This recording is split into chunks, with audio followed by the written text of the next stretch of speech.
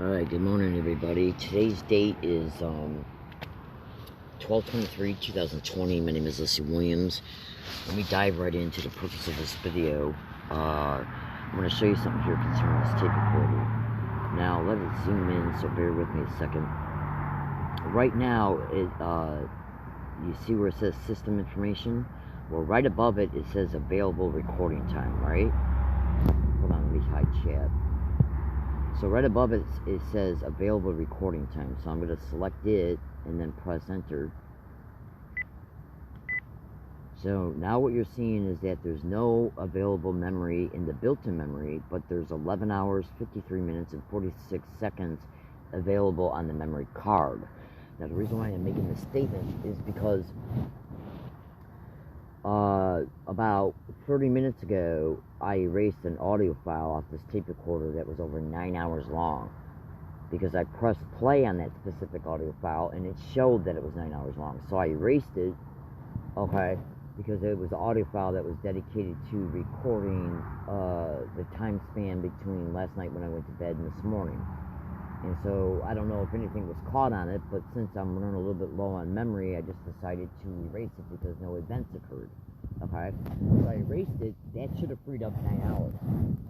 And so then I pressed record on the tape recorder, and it stopped recording after about an hour and said memory full. So now there's nothing wrong with this tape recorder. All the tape recorders that I currently use for recording and play purposes are brand new. Okay? Now, it's no accident, and the following has even been discussed on national radio shows. Oh, absolutely. That gang stalking victims of electronics are absolutely being hacked as a direct result of the perpetrators of gang stalking, who are in possession of extremely sophisticated technology that enables them to hack any and all electronics of any gang stalking victim. This has even been exposed on national radio shows. Even stoves and appliances and refrigerators can be hacked by these satanic hordes. Because you gotta remember, most stoves and refrigerators and current appliances, they're up. Most of the the recent makes and models of them are digital. Now, I'm not saying that this is the cause of this. I'm not saying that I suspect it, wonder it, or even am guessing concerning it.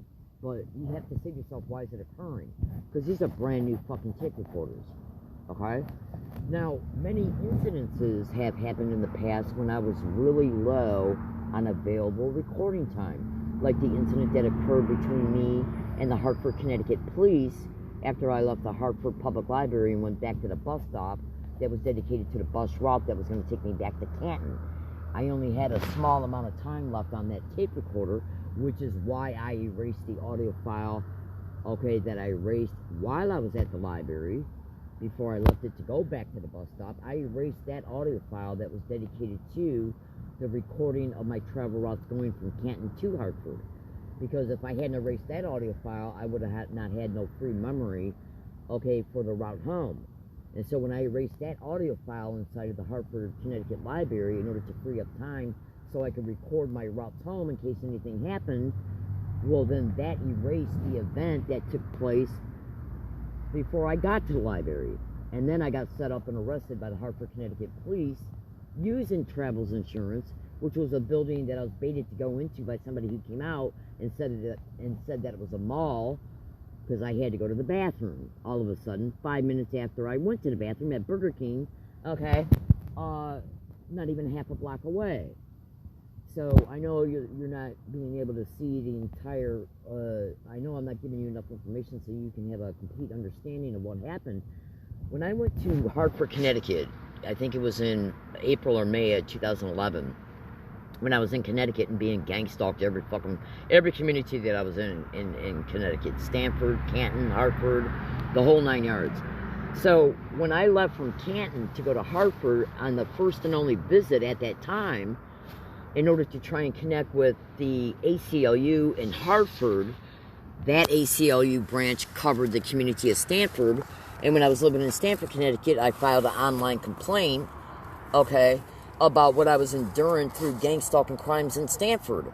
So I was trying to get to Hartford to follow up on that complaint because the ACLU branch that covers Stamford is located in Hartford.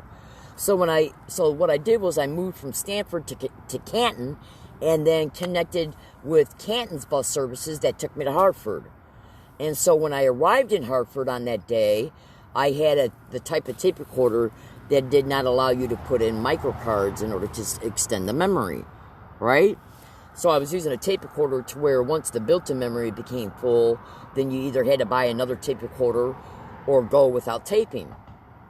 So the tape recorder I was using at that fucking time was real low on free audio time, okay? And there wasn't really any audio files that I could delete that I didn't want to already save. So the travel route going from Canton that morning to Hartford on the bus was the tape recorder was in the record mode. So by the time I arrived in Hartford and got off the bus, I immediately went to a Burger King that's right off the corner. Now this was located on Main Street and Pearl Street in Hartford, Connecticut. So I went to Burger King and got something to eat, and then I went to the bathroom. Then I left Burger King and walked a half a block away back to the bus stop that I got off at, and all of a sudden I had this extreme urge to go to the bathroom, to the point to where if I didn't go immediately, I was literally going to piss my pants. So just listen. So as I'm standing there looking around to see if there's any other place I can go to the bathroom at immediately, okay, because I didn't even feel like I could hold it to get back to Burger King. That's how bad it was. And it hit me all of a sudden, okay? Now, check this out. So, as I'm standing there visually looking to see if there's any place right in my immediate physical area that I could duck into to go to the bathroom, and I couldn't see any place right before, and so I started considering Burger King again mentally. So I asked a couple people who were standing at the bus stop if they knew of a place I could immediately go to the bathroom at, and nobody was answering me. And then a woman who came out of Hartford Insurance, there was a building right there at the bus stop that was dedicated only to Hartford Insurance, okay? But I didn't know it because they didn't have a sign on the building. It was just a building there, okay? There was no sign saying that it was Hartford Insurance or nothing. It was just a big, gigantic cement building, okay? And I'm standing there literally with my legs crossed on the verge, literally. I felt like I was 1 second away from pissing my pants, right? Literally. So I'm standing there and I'm asking people at the bus stop. No one would answer me. And then a lady comes out of Hartford Insurance, and I said, do you know what kind of business this is? And she says it's a mall, like a shopping mall. I said, okay, well, shopping malls have, they got bathrooms.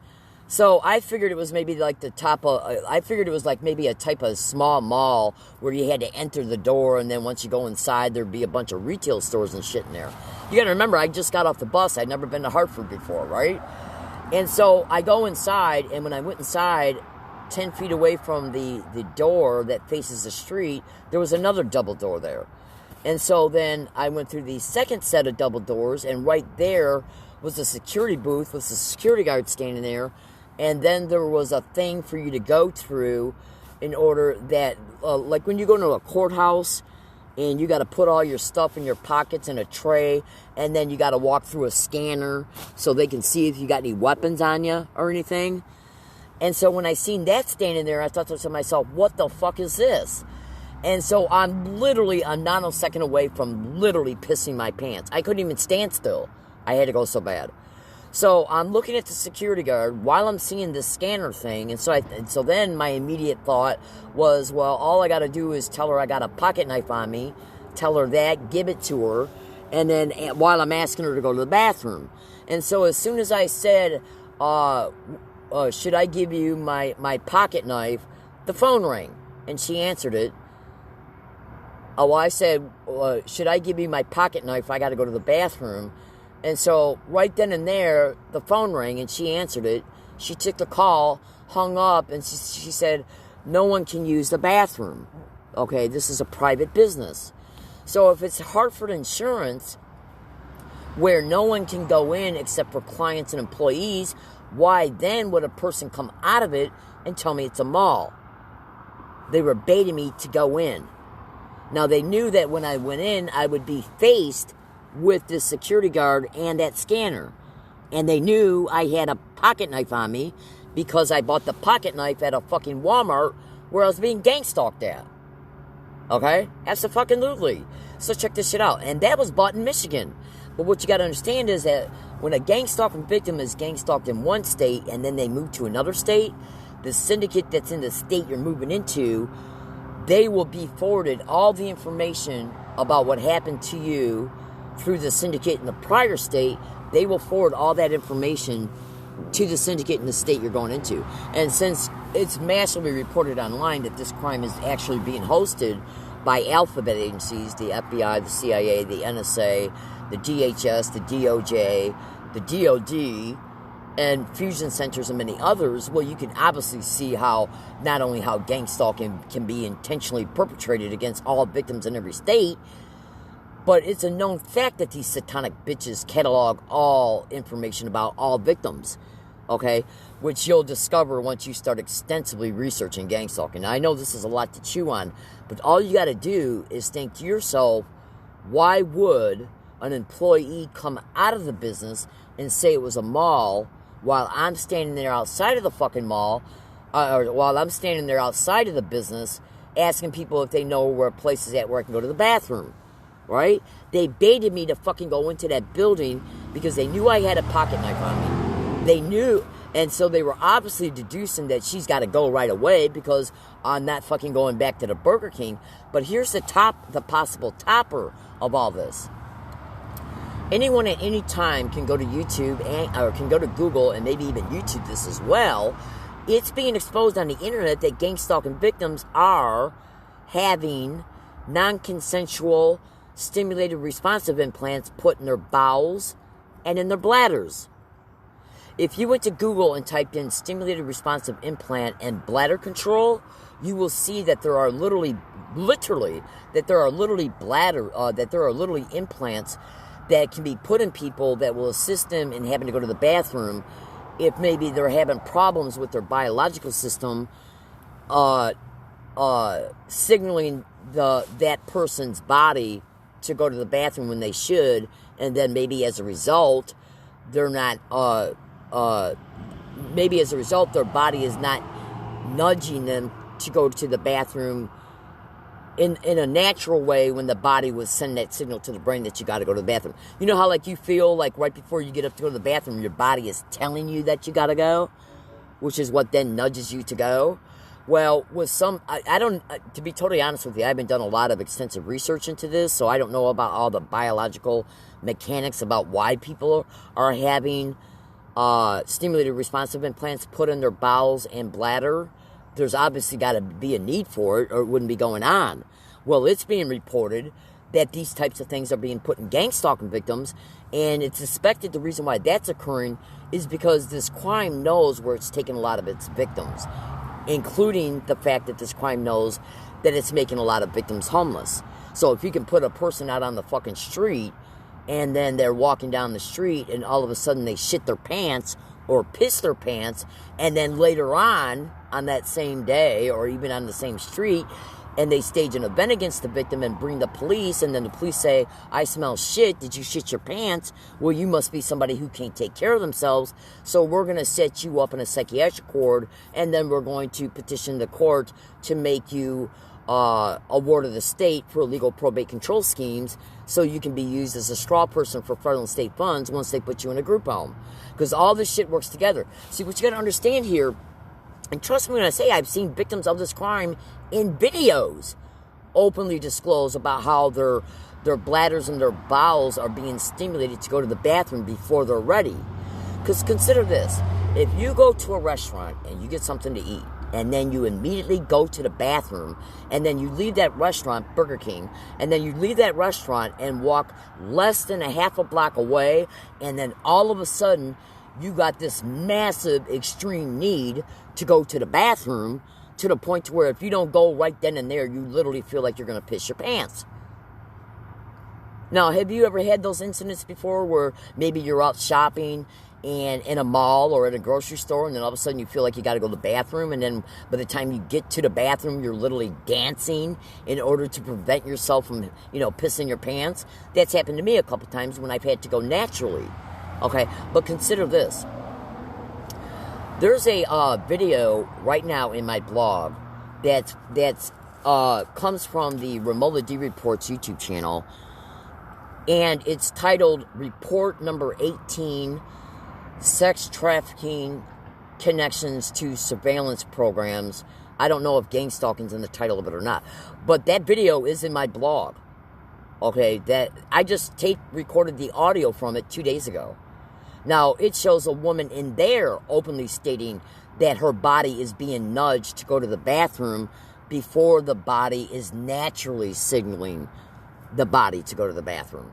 And if memory serves me correctly, you can go to Google and type in the David Larson torture report, okay, California, and if memory serves me correctly, in his online interviews, he stated that they put an implant in his bowel system. So, if you can make so let's just, and when you go to YouTube and Google and type in implants and gang stalking, your fucking mind's gonna be blown. They're putting them in gang stalking victims' brains, okay, private parts, vaginas and penises, okay, ears, eyes, nasal cavity, EMG, prosthetic implants. This shit's all over the internet. It's fucking exposed in tens of thousands of posts. So think to yourself, because what does this crime do when it's going after somebody for illegal probate control schemes? Well, probate control is done through the courts. And how do they get probate control? How are some of the main ways they get it? Well, they get it by trying to claim the victim is a threat to themselves or others. They try to claim the victim can't take care of themselves, or they try to claim that the victim is mentally ill in some way, and like paranoid schizophrenic. And so if you walk into a police station, whether you got evidence or not, and say that you're being stalked by people you don't know, gang stalking, well, they're already told before you arrive to claim that you're paranoid schizophrenic because you think people are following you. Okay? Now, this is all over the internet. Just the way to see the truth of this is to go to the internet and type in my descriptions. So, if stimulated responsive implants and bowel stimulated responsive implants are identified implants to be put in gang stalking victims, and you fucking go to a Burger King and you eat a small meal, then you go to the bathroom, then you leave, and you walk less than half of a block back to the bus stop, and then all of a sudden you got this massive extreme urge to go to the bathroom to the point to where you feel like if you don't go right then and there, you're going to literally piss your pants, literally, and then somebody comes out of a building that's only dedicated to an insurance company, yet they come out of it and say it's a mall to bait you to go in it. Now, they knew that when I went in it, the first thing what I would see would be the scanner and would be the security booth. Now, was any information shared from this syndicate from Michigan to Connecticut? Because they were telling me when I had to go into the Dearborn Courthouse in Dearborn, Michigan, where I was being gang stalked at along all my routes, including to the courthouse, I had to go there one day to try and find out what I had to do in order to deal with a ticket. Well, the syndicate in Michigan knew that when I went to Walmart, I bought these little pocket knives because I was literally being gang stalked and catching audio evidence inside of Walmart, including in the aisle that I picked a knife up at. And you should also research how gang stalking victims' purchases are being monitored through stores. Okay? Just Google my statements extensively. So what is one of the biggest things that the whole entire operation of gang stalking, not one crime can take place against a gang stalking victim unless that crime is based on information that is covertly extracted from the victim. Meaning that, how do they know where you're at in order to prop up the community-based harassment? They got to be tracking you in real time. And so if they say, okay, well, she's at the wooded area, she's left it, she's heading toward the bus stop, so this now is how we can know where to prop up the guy who's going to assault her on the way. Or this is how we know then what bus stop she's going to, because she regularly takes it when she goes in that direction. So then, as a result of her being on it hundreds of times in the past, we have a pretty good idea where she's going to get off the bus at, so they can prop up the people to harass you at the place you're going to, because they've cataloged that information. Right? Now, remember, going back to what are the normal appearing excuses for illegal probate control? Somebody being a threat to themselves or others. Somebody being mentally ill. Somebody who can't take care of themselves. Those are all three of some of the main identified types of things that are being used in order to obtain the illegal probate control of gang stalking victims. So if you can make a gang stalking victim shit or piss their pants, if you can make a gang stalking victim say, I got a knife, because they got such a massive extreme need to go to the bathroom, When they knew that when I walked through those that second set of double doors inside there, they knew from that set of double doors the security booth was less than 5 feet away, along with the body scanner. They knew I had to go to the bathroom in an extreme way, and always remember this: why did the fucking bitch come out of that building and say that it's a mall? That had to have either been an employee or a client. Okay? Because it was only Travelers Insurance. It wasn't a mall. So why would they tell me it's a mall? They did it to bait me to go in because they knew what I was going to see once I came in, and they knew by the time I came in there, while I was still enduring the massive, massive, massive extreme need to go to the bathroom, they knew my body was telling me did they know that my body was telling me that if I don't go to the bathroom right now, I'm going to piss my pants. So they knew what I would immediately see once I got in there. And then right when I said, can I use the bathroom, please? But I got this 3-inch knife. And what I was going to continue to say is, what do you want me to do with it? But as soon as I said that, they cut me off with the phone call. I'm sorry, I got cut off because of a phone call. She answered the phone, got off the phone, and then said, there's no public bathrooms in here. Okay, so you need to leave. And so then I asked her real fast if she knew what direction the ACLU was in, because then I was going to try to find a bathroom in the same direction that the ACLU was in. I was trying to get a better knowledge. I did have some printout of directions concerning the ACLU, but I wanted to get a better visual. I wanted to make sure that if my thinking was in the right order concerning which way I should go. And so then I left there, and then I ended up and then all of a sudden that need to go to the bathroom disappeared. So then I I stumbled across Stanford City Hall, went in there and went to the bathroom, and then from there, I asked the person if they knew where the library was. So then I went to the library and got online in order to do a secondary search to make sure that I was in the right area and that it was coinciding with my MapQuested printouts that were dedicated to how to get to the ACLU from the bus stop. And so I'm at the Hartford Library. I'm being gaslighted by employees and people in the library.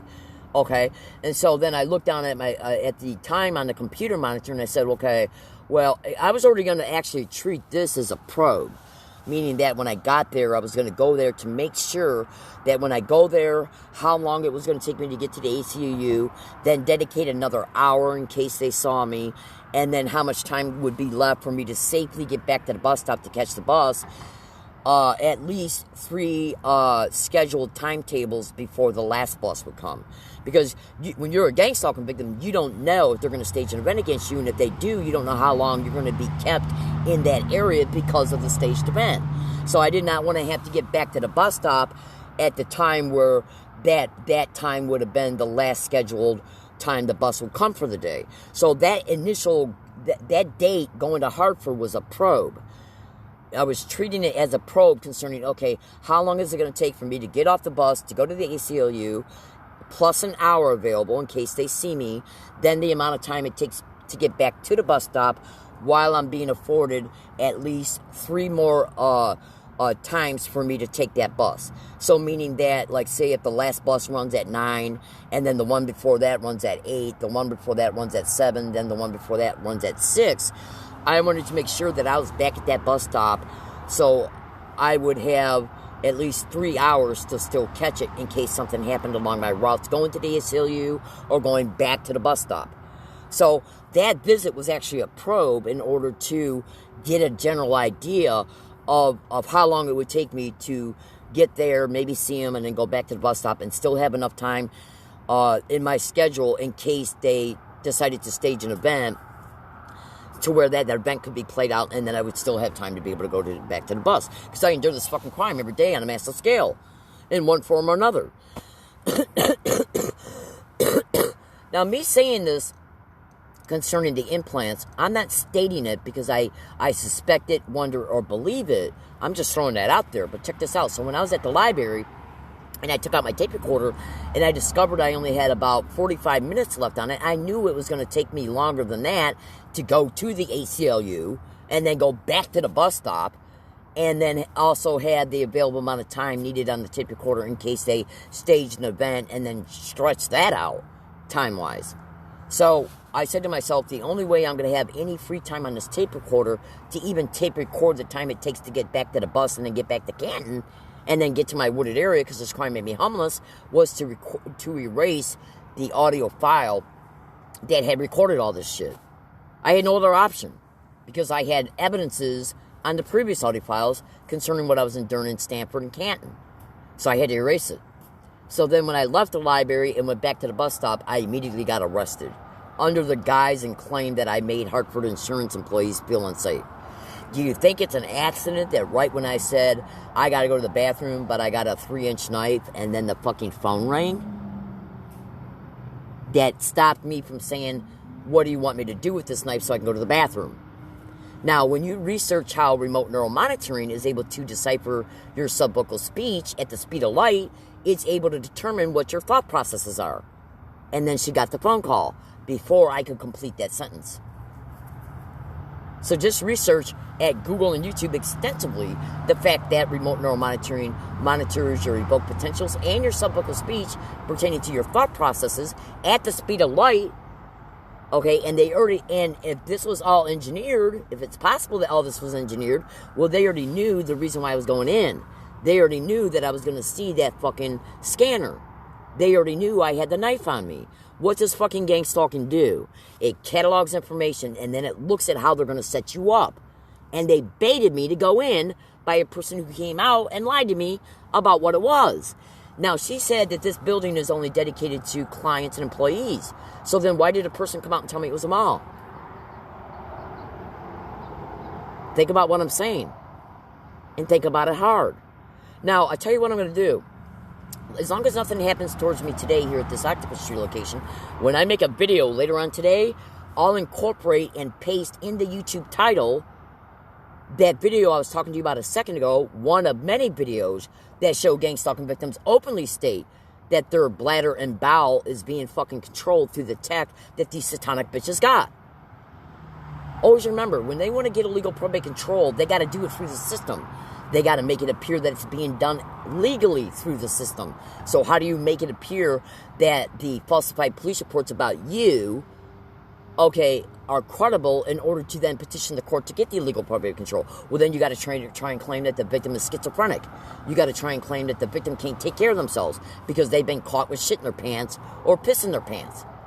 Okay, or that they're a threat to themselves or others. And when did she cut me off? When I said I got this 3-inch knife, the phone rang. If the phone hadn't rang, I would have said I got this 3-inch knife. What do you want me to do with it so I can go through the scanner to go to the bathroom? Do you understand? And by the way, there are many interviews on the internet right now where gang stalking victims are saying that something that they were doing, okay, got interrupted by what? A timed phone call. That's even mentioned in one of the Techno Crime Fighters video series videos that I've listened to over the past year. Absolutely.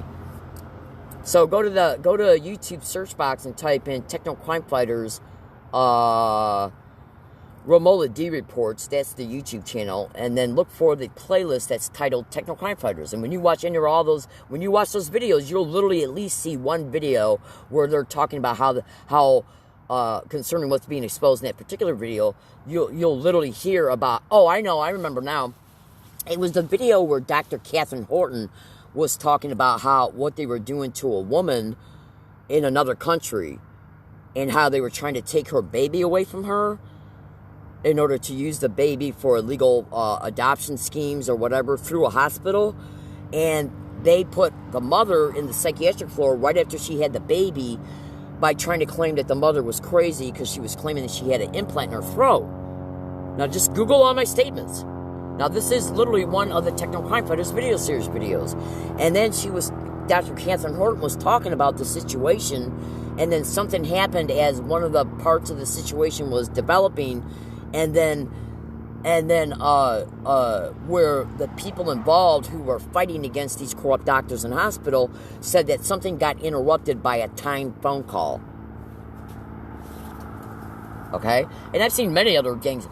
In fact, when you go to Google and you research at Google how gang stalking victims' cell phones are being jammed, how their settings are being manipulated and controlled, as well as their computers, cameras, how their electronics are being destroyed, how evidences are being erased off of victims' electronics. So consider this, and then I'm going to move forward. If remote neural monitoring can gain a neurological access of a human being's brain from a remote distance in order to manipulate and influence the brain's functions so that those brain functions can then be manipulated in a way to influence behavior to set the victim up. And by the way, forced speech is also a capability of remote neural monitoring. So do you think that they can force the dialogue out of your mouth? I got to go to the bathroom, but I got a 3-inch knife? See, gang stalking, when they set up props and try to use the props within a scheme that they're bringing about against you in a staged event, they gotta have attributes within that event that then in turn are used against the victim. And they knew I wasn't doing nothing wrong. They knew why I was going there, because I was being gang stalked all over fucking Connecticut. So they fucking knew why I was going there. Okay? Absolutely.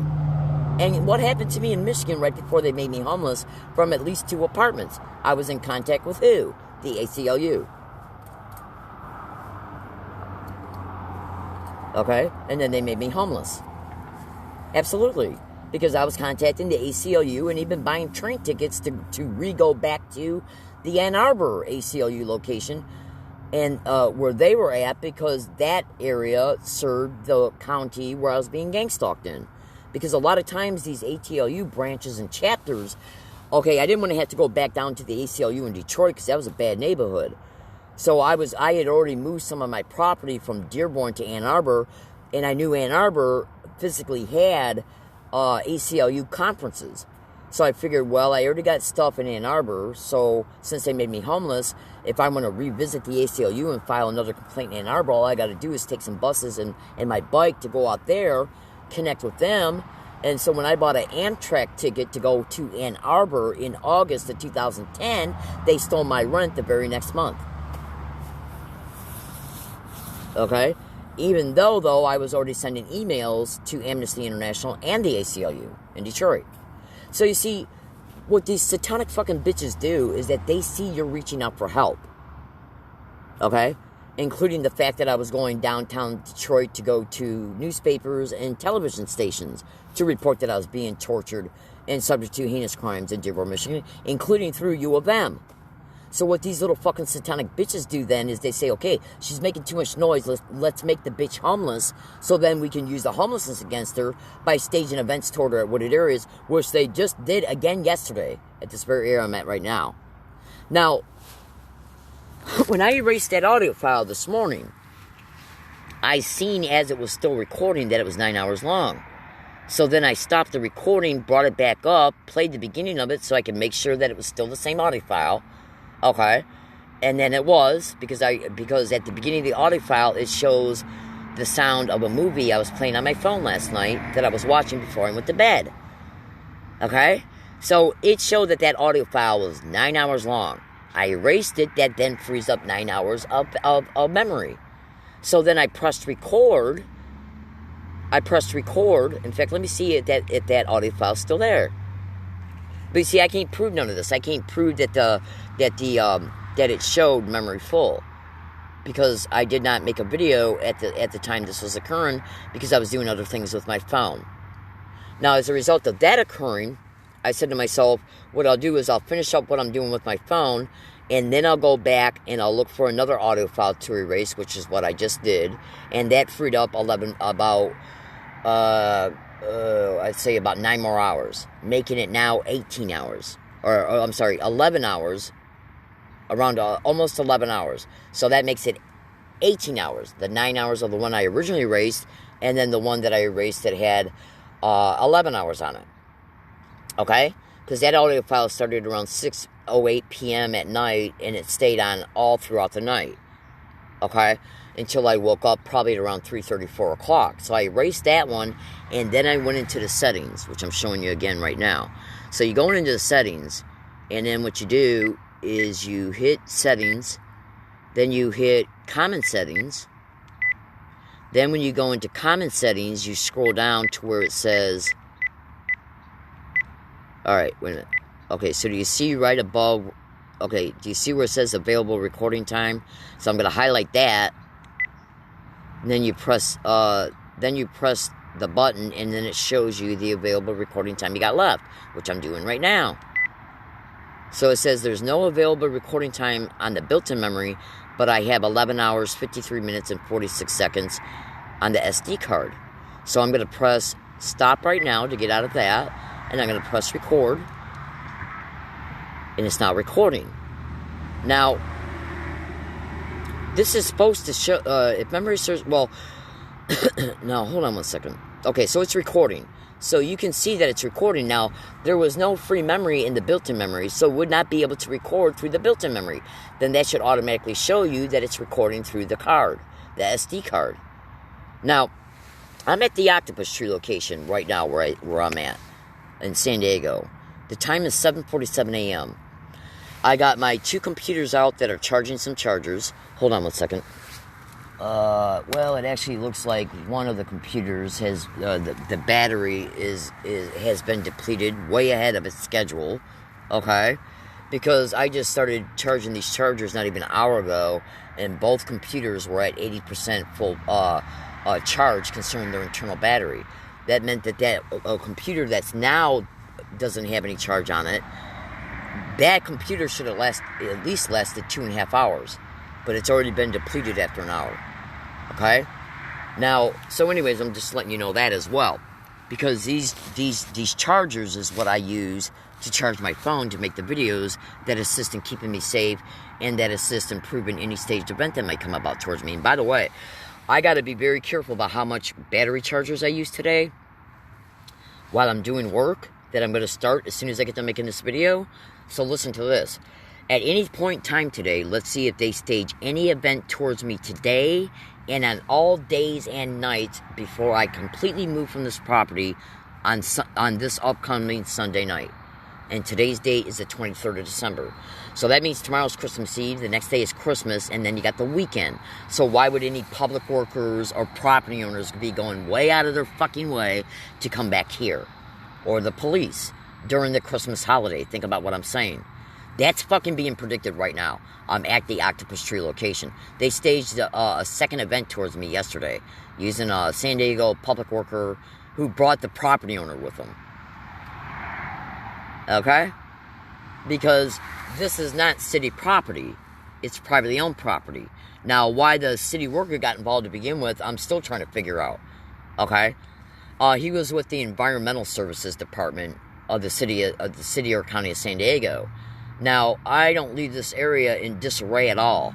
The only thing that's on this property that shouldn't be on it is a bagged up bag of trash and some water bottles, all in one area. I keep the rest of the property completely clean. And by the way, assholes have been coming on this property and literally throwing garbage on the property. And check this out. Google that description to gang stalking. I've seen many victims over the years in their blogs and YouTube comments say that these satanic bitches are going into their garbage cans and dumping their garbage on their own property. Now, I've seen garbage on this fucking property too that I had to pick up repeatedly. Because I take my fucking garbage with me. So I've seen garbage thrown on this property that I have had to pick up repeatedly that wasn't here, along with cigarette butts, beer cans that weren't there the night before or the day before. Okay? So I've had to pick that shit up and take it with me and throw it out. So research that technique to gang stalking. But anyway, so we're going to see if I get arrested, ticketed, assaulted, or any staged event happens between me and anybody. That includes property owners, public workers, police, homeless people, social deviants, punks, criminals, crazies, neighbors, kids, teenagers, adults, anybody, because gang stalking will use anybody of any age. And when they come at you, they got to have normal appearing reasons to know where you're at. Is that why they use the environmental service employee through the city of San Diego? But you see, this still isn't county property. So they then had to go get the fucking property owner. How'd they find out who that was? By looking up the tax ID number to see who pays the taxes on the fucking property. I predicted that in my fucking tape recorder after the first event between me and them happened on the 11th. I predicted that shit in my tape recorder. And I also made videos since that event saying, let's see if they then now use the property owner. And that's exactly what they fucking did yesterday. So that video is in the profile of this account concerning that staged event that occurred yesterday. So I had already had tweets on Twitter openly showing me state that I'll be permanently off the property within 10 days. And so now they're staging events towards me before I leave it. Okay, so let's see if I get arrested, ticketed, or any trespass notices get put on my tent when I leave tomorrow during the day. Let's see if it gets confiscated or damaged or anything stolen out of it because I lock it up when I leave. And let's see if they confiscate any property that's hidden on this property before I can move and then come back and get it. What you got to understand about gang stalking is that they track you. That's the stalking of gang stalking. So they can stage events towards you. And that's how they gang up on you. They gang up gang stalking. It's not stalking by gangs. Just like when I was fucking in Connecticut and they staged that event in Hartford. They used Hartford Insurance, they used the police, and did they use anything else to assist in bringing that about? And by the way, after they arrested me and gave me a ticket, and I showed up in court in Hartford, they changed the reason why they arrested me 5 times, and then kept moving the court date so that the court date for that ticket would be within 1 week of my planned leaving Connecticut to come to San Diego. So how'd they fucking know that I was planning on leaving Connecticut to go to San Diego? By monitoring my cyber activity at the Canton, Connecticut library that I had to call the police on back in May of 2011 because of cyber hacking and cyber espionage. And so I filed a complaint through their police department saying this is a crime of gang stalking where they do computer hacking and computer manipulation. I signed it. The police officer signed it on a Canton Police Department letterhead showing the date, the time, his signature, my statements about gang stalking and computer hacking. And then I come out here in San Diego and catch on 8,600 audio files, people saying gang stalk, oh my God, and suck my dick everywhere I fucking go. That being related to the sensitization technique of gang stalking, repeating words and phrases. So that brings alive all the emails that were created in Michigan that show me saying I'm being gang stalked. It brings alive all the emails that I made in Connecticut showing me state I'm being gang stalked all over fucking Connecticut. So they're fucking busted. So what they're doing, and they know this evidence I got is indisputable.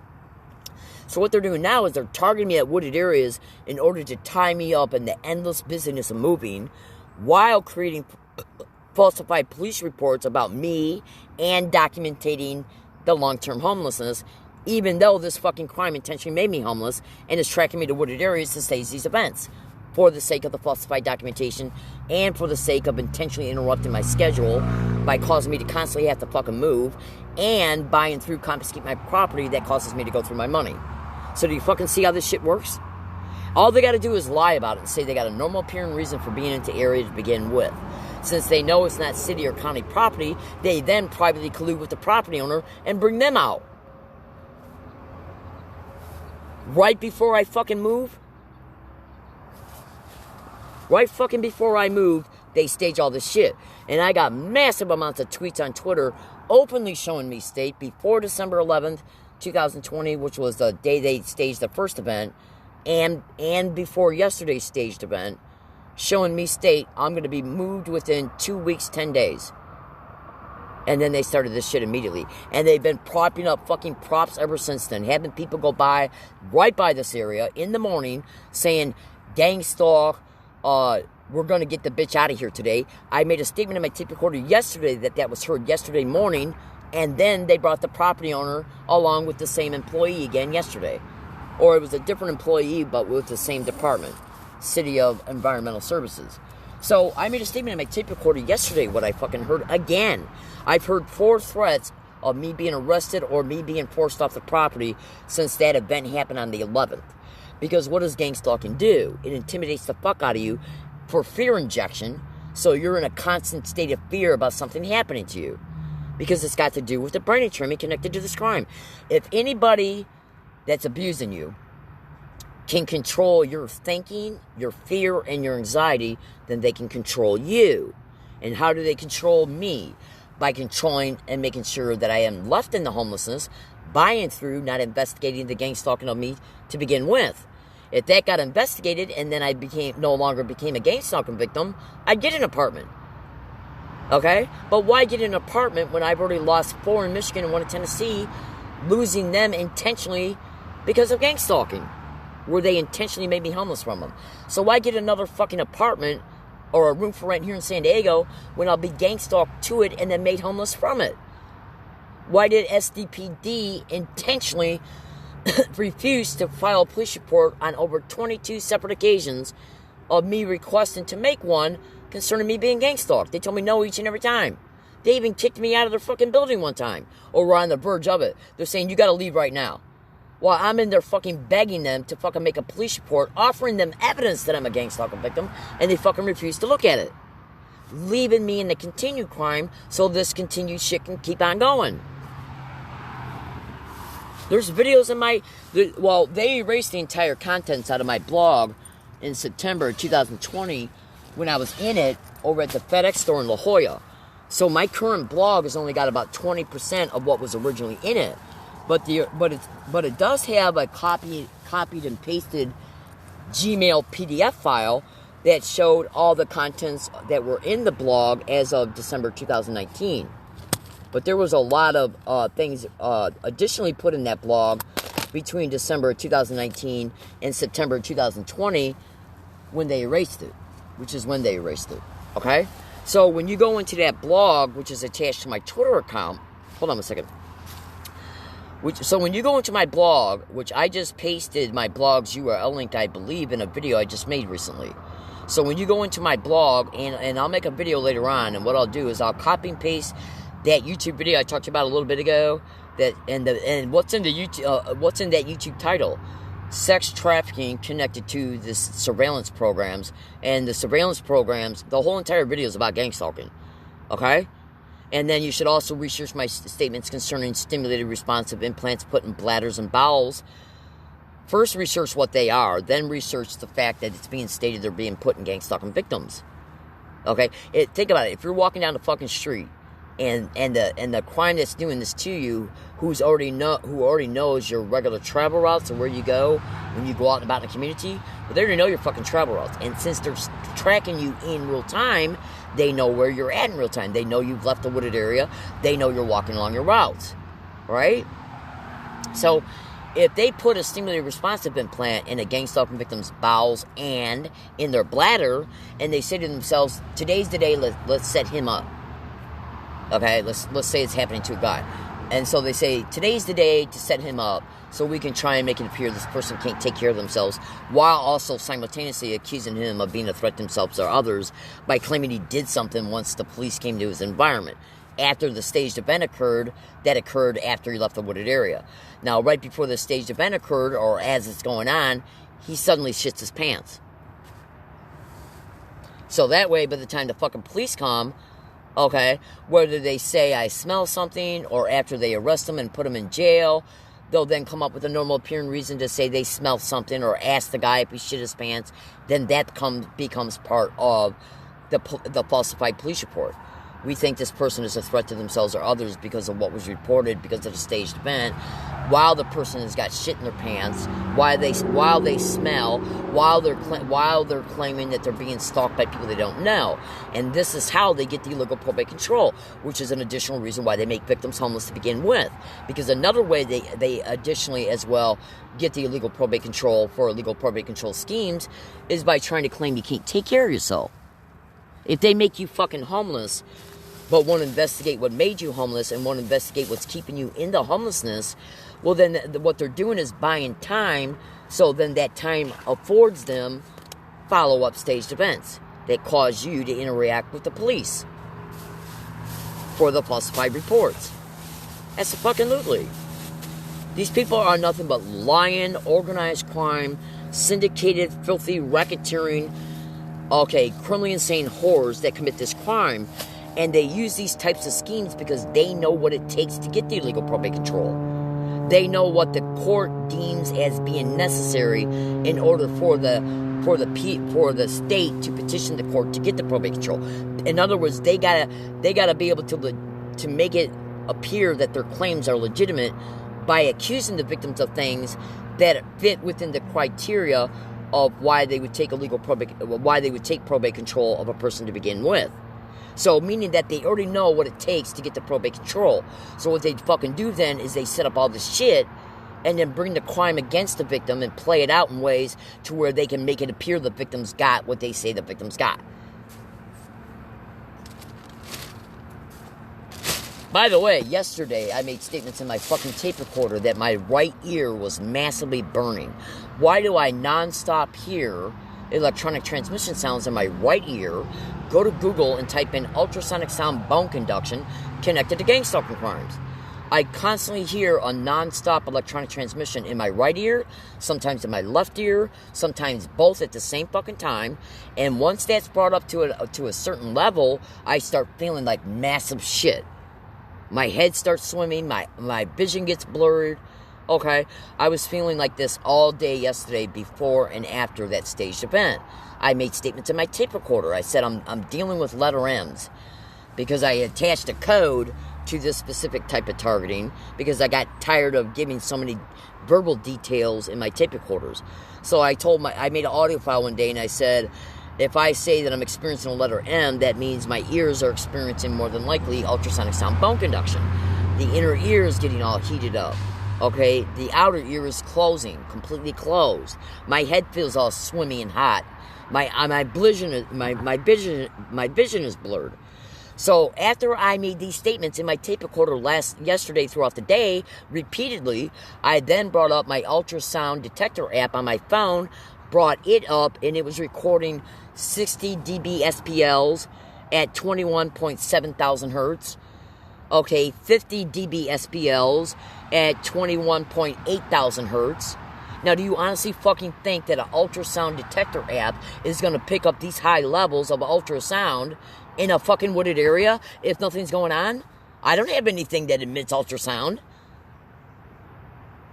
So do you want... And by the way, I have caught in videos ultrasonic sound burns that manifested on the outside of my ears because of the massive targeting of the inside of my ears, where burns literally showed up on the outside of the ear.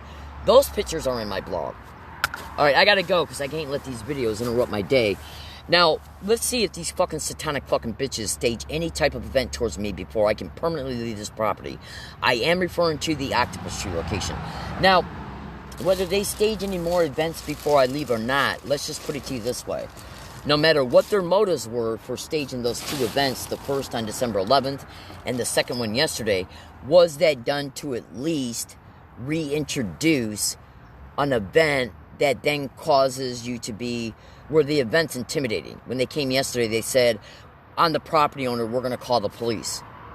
So then that is fear injection. Now, since they got control over your situation and control over the effects that you can endure if they do call the police, then what that does is control your thinking. So now they're injecting the fear while they're controlling your anxiety, while they're controlling your thinking. Is this connected to auditory brain entrainment and even visual brain entrainment? Because I saw them as they were saying the threat. You then had the resulting thinking processes and emotion based on the context of the event and the theme of the threat. And then those resulting internal dialogues become associated to the fear in the entrained neural pathway. And the auditory entrained neural pathway is created as a direct result of what they say and then the sound of my internal thoughts about the event. Because it's now related to an associated issue that's threatening. And that is one aspect of auditory brain entrainment. Why do you think they're fucking going into targets' blogs and compromising the spelling and the words? They'll take say if you got a paragraph in your blog that's 15 sentences long, right? And the whole entire paragraph is your descriptions about some of the things you're enduring through this crime. So they'll fucking go into your blog, and what they'll do is that they'll rearrange words in it. They'll take words out of one sentence and put them in another sentence, take words out of that sentence and put it at the bottom of the paragraph. So what they're doing intentionally is intentionally obstructing and making the paragraph incomprehensible. It's no longer being presented in a sequential order where the sentences are describing something. And they also flip the letters in words backwards and or take a letter out and put another letter in it that doesn't even belong in it. Now, they know you're going to notice them doing that. So as a result of you noticing them repeatedly doing that, that makes you anxious about it continuing. Therefore, whenever you get into your blog, you say to yourself, okay, I'm going to write out what I'm going to write out, but now I also got to proofread it. That is then causing you to reprocess the descriptions of the victimization internally. Therefore, your brain is being entrained because your brain is being forced to process the same exact identical descriptions. When you proofread it and when you fix it. And then when you go back into the log again, the next time, you then got to engage in another proofreading to see if they remanipulated it. As a result, your brain is being forced to sequentially process the descriptions of the victimization. Your mind is hearing your voice process these structured sentences. As a result, the brain creates auditory and trained pathways. Okay? And your brain is also forced to process the mistakes. And that can be done, and is that being done in order to try to develop entrained pathways of word salad sentences. And what are word salad processing? That's directly connected to schizophrenic symptomologies. Where a person who's got schizophrenia, they can't process things in sequential order. Their brain and their thinking is all over the place. So when you're having to proofread the mistakes, because the mistakes are intentionally designed so that the sentences don't no longer have any kind of comprehensive conclusion concerning what's being presented, because words are being taken out of the sentences and words that have nothing to do with the original meaning of the sentence are being put in it. They have nothing to do with what's being exposed. So when you got to proofread it to see where they fucked it up at, you are forced to then process the words and phrases that have nothing to do with the sequential of what's being sequentially presented. So when your brain is forced to process sentences that have words in it that end up to where the brain is not able to make a comprehensive conclusion concerning what is in the sentence because they're disjointed words. They're forcing the brain to reprocess internally to create auditorial word salad processes. And when you research word salad and schizophrenia, okay, they can also try to induce what is known as eclectic thought processes, where the brain is being jammed as you're reading something that's supposed to be in sequential order, and then when it runs into these mistakes, the brain's not able to make a comprehensive conclusion. Therefore, it creates an interference signal where the brain is locked into no resulting conclusion. Therefore, then the brain can't continue to think at that specific moment in time. Well, since these are intentional manipulations, and since you can be dealing with a gang stalking victim who's got remote neural monitoring possibly locked on them 24/7, as the brain is processing these manipulations, they're seeing the neuronal data that's processing it and harvesting it. So then they can then heterodyne that interference signal. And then heterodyne it, apply a mathematical equation to it, and then put it in the fucking machine that interfaces with the victim neurally in order to send that interference signal back to the brain in order to lock the brain up so the brain cannot think in real time, including when a staged event's going on. See, if you don't fucking think I don't know what's going on in gang stalking, think again. Because, see, I'm going to make this last statement and I'm going to let you go. Check this out. Before the community-based gang stalking started towards me in Michigan in 2002, okay, for years prior to that, I was taking out books in libraries and trying to figure out, how much my learning disabilities was, the symptoms of them, how they were playing a role in me not learning in the way that everybody else learns in school. So I could then sit back and say, okay, well, this is what this book says that causes possible learning or memory problems. Okay, this is just an example. Okay, and then this book says that this is what you can do to compensate for that. So I was studying the brain for fucking years before they started the open gang stalking of me. And by the way, I was taking these books out and reading them at a library that then eventually played a role in the gang stalking of me once the gang stalking started. And that was Henry Ford Centennial Library, which is located directly next to the Dearborn Police Station. And earlier when I mentioned about buying an Amtrak ticket to go to Ann Arbor to go to the ACLU, that Amtrak station is right behind the fucking Dearborn Police Station. And the Dearborn police played a massive role in the gang stalking on me in Michigan, including intentionally filing falsified police reports. That's the fucking literally. So you see, through the monitoring, they see where you plan on going. They knew I went to the ACLU in Ann Arbor before. They knew what I was enduring along my routes in Dearborn and where I lived at in Dearborn. So they seen I was getting ready to go back to the ACLU to complain again. So they just said, fuck the bitch, we'll make her homeless. That way we can fucking control her. So, there's been at least 2 apartments that I was evicted from right after being in contact with the ACLU and Amnesty International and going down to newspapers and television news stations in Michigan. Well, lately I've been in contact with Amnesty International and the ACLU out here. And then these events start. So you do the fucking math. See, you gotta understand something about these satanic, demonic, criminally insane, racketeering, human trafficking, rape, and murder and whores. They know the system. This crime is perpetrated through the system.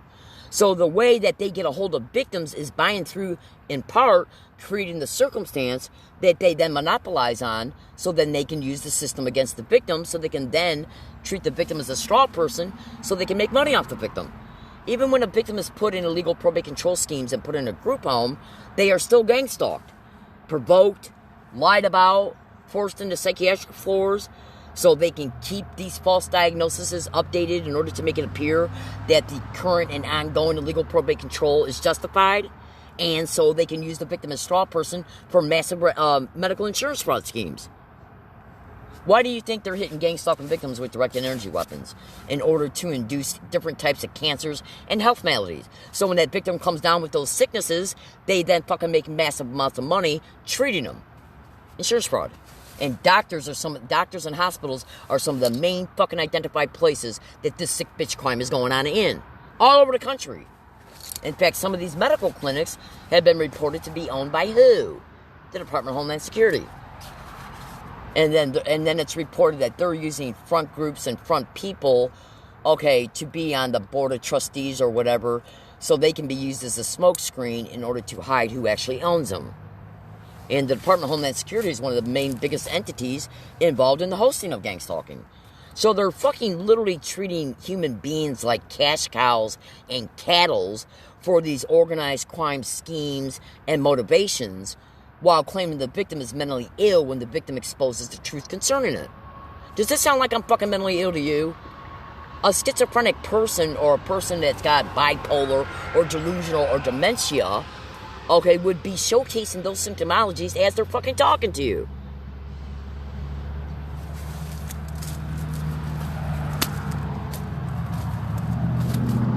I'm a little upset right now, yeah, but this is justified being upset, because my life has been torn down by total criminally insane, wild, murdering, human trafficking, raping animals who I don't even fucking know.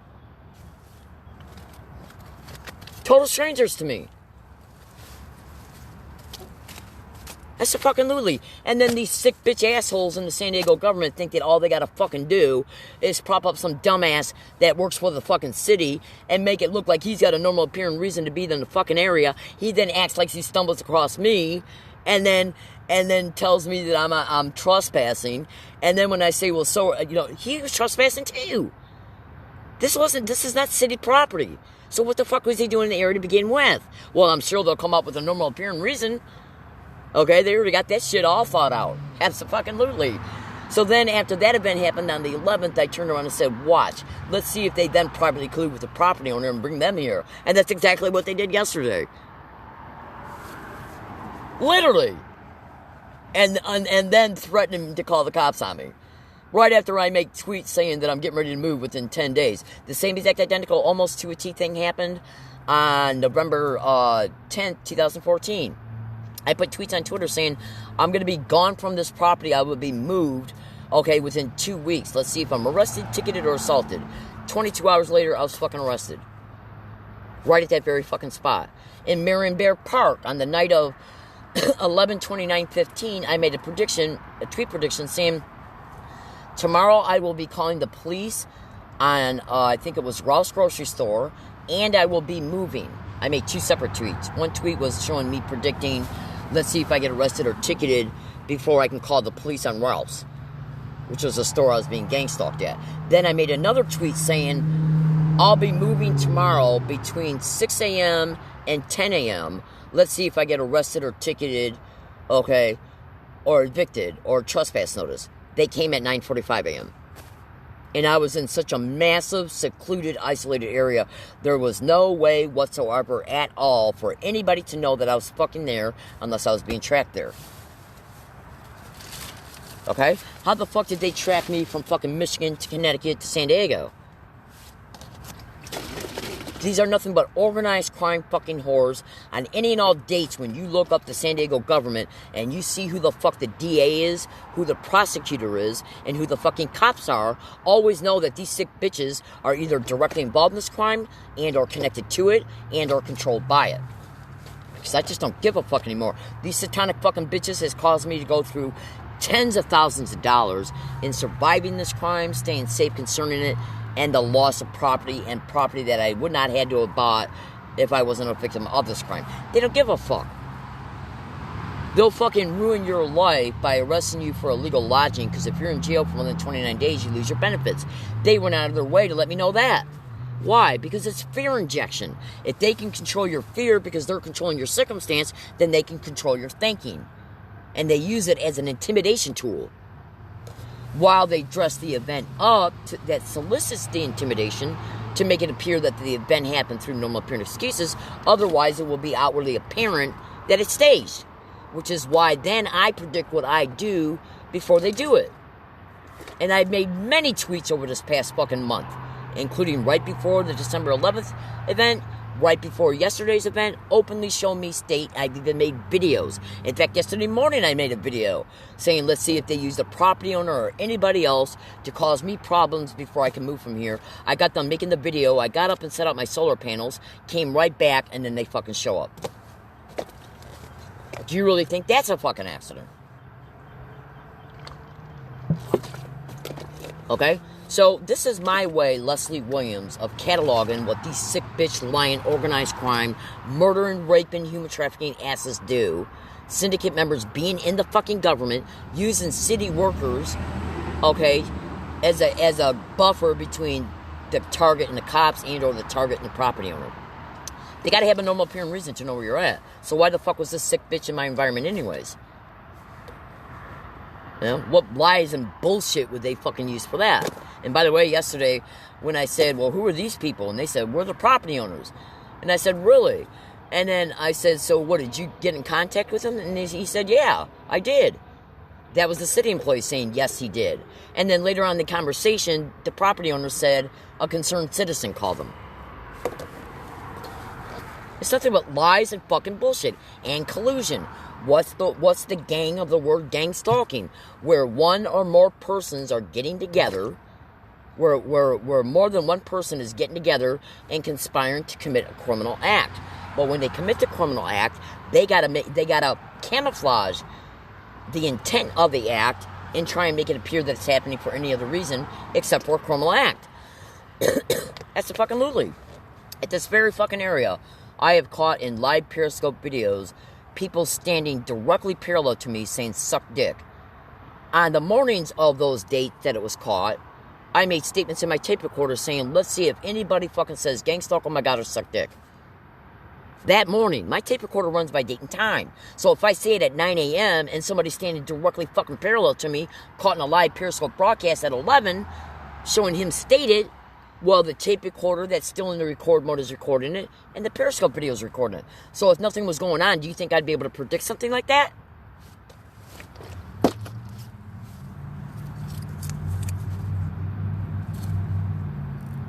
Think about what I'm saying. These are sick, bitch, organized crime, filthy whores.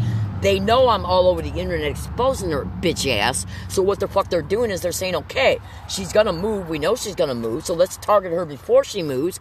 That way we can have documentation about this area. So if she ever fucking comes back to it for any reason, like to retrieve property left behind, that will create anxiety in her on the day she comes back, because she'll know that if she's caught again, she's already been told she'll be arrested. Or any other fucking area on this property. You got to understand what gang stalking does. In order to keep the entrainment alive, you got to present things to the target that excites the emotions and the thinking responses. So if they come at you and say, okay, we're going to call the cops on you, then you're constantly waiting for the cops. Okay? That produces thinking and emotional responses because it's intimidation. Now, whether they call the cops or not, then after you move, you got to worry about your property being stolen. Why? Because they've come on this fucking property on multiple dates and placed identical to a T visual calling cards at every single fucking place I've hit property at on this fucking property. Because it's their way to that then becomes a visual anchor that excites a thinking response. The thinking response, you hear your thoughts in your mind. That's auditory entrainment that's related to the emotional state that was excited as a result of what you see. Okay? This is how gang stalking entrains neural pathways by exciting electromagnetic responses in the brain that's associated to an issue that's threatening. Okay? Everything you fucking... And by the way, with remote neural monitoring, everything you see, they can record. Okay? And I'll talk about that in another video. I've already actually talked about that. Oh, absolutely. Absolutely. Google all my statements. If you're a remote neural monitoring victim, they can see through your eyes and hear through your ears. So if you make a statement in your tape recorder, I'm moving tomorrow, and they want to come after you before you fucking move, boom. If you're hacking into your phone and using the microphone, the speaker as a microphone, and you make a statement in your tape recorder, I'm moving tonight or tomorrow, and they hear it, they take that information that's covertly extracted, and then they build schemes towards you before you fucking move. Not one fucking second of this crime can happen without the information that is covertly extracted. They got to know where you're at to prop up the harassment, to prop up the staged events, to prop up the events that lead to your arrest. They got to fucking know where you're at. That's absolutely. So who are the sick bitch animals who are fucking tracking me and turning Wi-Fi on both of my brand new phones? Why is Wi-Fi being turned on my fucking phones while I'm at this wooded area and along my routes? I don't use Wi-Fi. There's nothing here to connect Wi-Fi to. So why the fuck is it being turned on my phone endlessly? Say if I'm using my phone for 8 straight hours, I got to turn off Wi-Fi at least 12 fucking times because they're going into my phone and turning it on.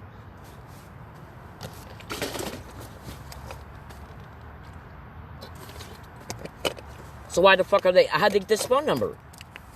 Was it done through Stingray technology? Did any Best Buy employees give them the phone number? Because when I bought this phone, they helped me set it up. And 99.9% of the time, every time I went in that Best Buy, I have caught people saying, suck dick, gang stalking, oh my god, on my tape recorder. That's the same shit that's been caught here. I gotta let you go or I'll just keep on talking. Everybody have a great day. I gotta get all statements and predictions are in effect. Why I still occupy this property because I'm not ready to move yet. See, that's another thing this crime will do.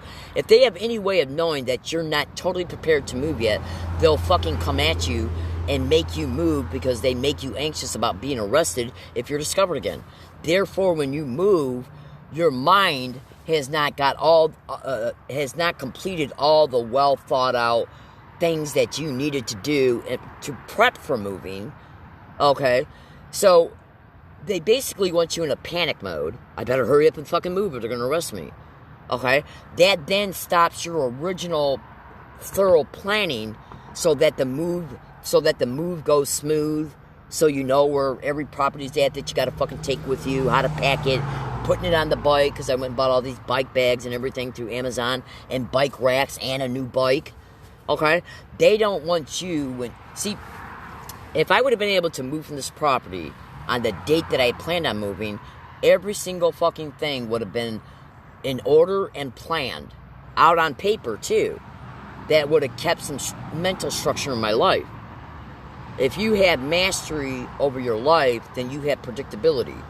If you got predictability and structure in your life, that gives you a sense of mastery over your life.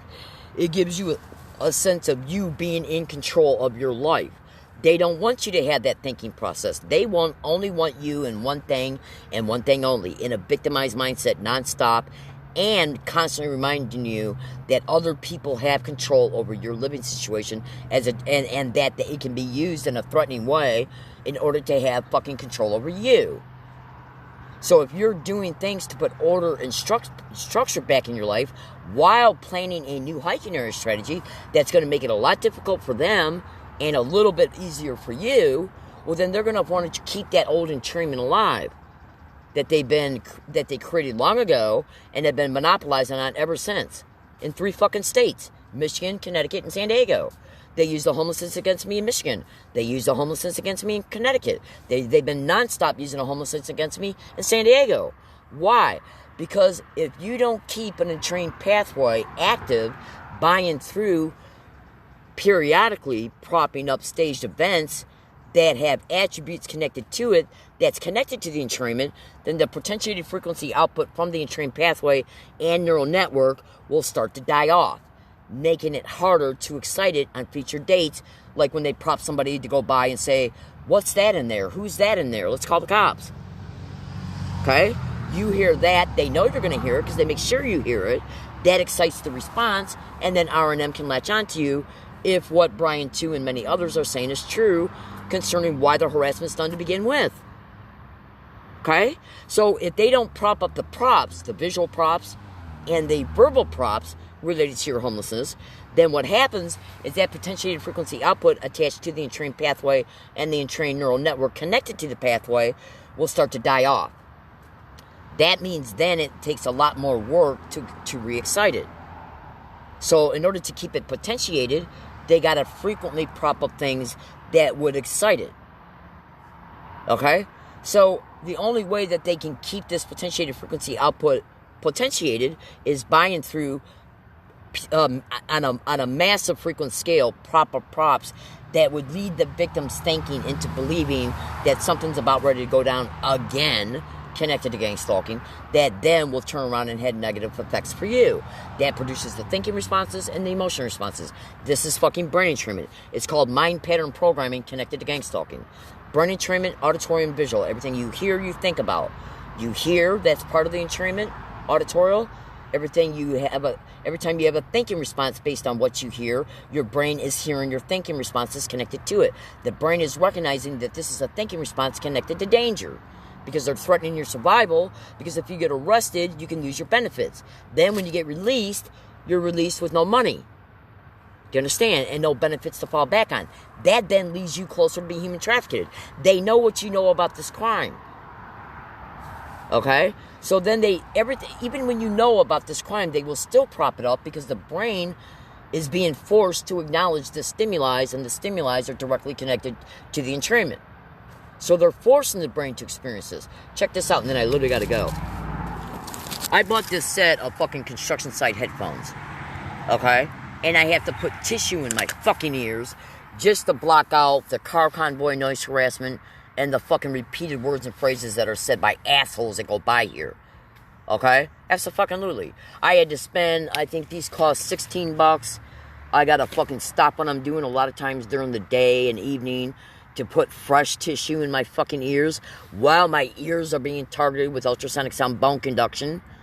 Okay, the snap screenshots and the videos that show burns on the outside of my fucking ears, okay, they can't be caused by any other reason, because of the specific type of burns they are, and the fact that they're outwardly apparent that they're there, along with one YouTube video that literally shows a laser surgery scar in the back of my ear. How the fuck did that get there? Okay? I never had surgery in my life except for having wisdom teeth pulled when I was 20. So how the fuck does this... Why is there a laser surgery scar on the back of my right ear? And if they're sending extremely high doses of ultrasonic sound bone conduction to the fucking right ear, and there's anything in my ear that can also possibly include wires, go to YouTube and type in ear implants and gang stalking. Well then... I'm just saying so you'll know about it, so you can research it. But it's exposed even in the Techno Crime Fighters video series videos about these ear implants. I got pictorial images from other websites that show that ear implants, nose implants, brain to computer interface implants are being put in gang stalking victims. And then so if you got an ear implant in you, and any of this ear implant has wires for the antenna, well, they're conducting the heat that is generated through the high levels of the ultrasonic sound, and possibly even heat from the microwave hearing effect. So then, if it's a long sustained signal they're sending to the ear, and any part of the implant is conducting electricity, then that's going to start getting hot, and then it's going to produce a burn on the outside of the ear. So why do I got fucking Periscope videos and snap screenshots of them of burns on the outside of my ears? And a laser scar behind there that was caught and discovered in a video. Okay? Alright, I gotta go. Thank you for listening. Everybody have a great day. I'll talk to you later. Hold on one second. I'll talk to you later. I gotta go because my battery's getting low. Let's see if anything occurs before I get my battery, my phone charged back up. I gotta go. Have a good day, everybody. Bye-bye.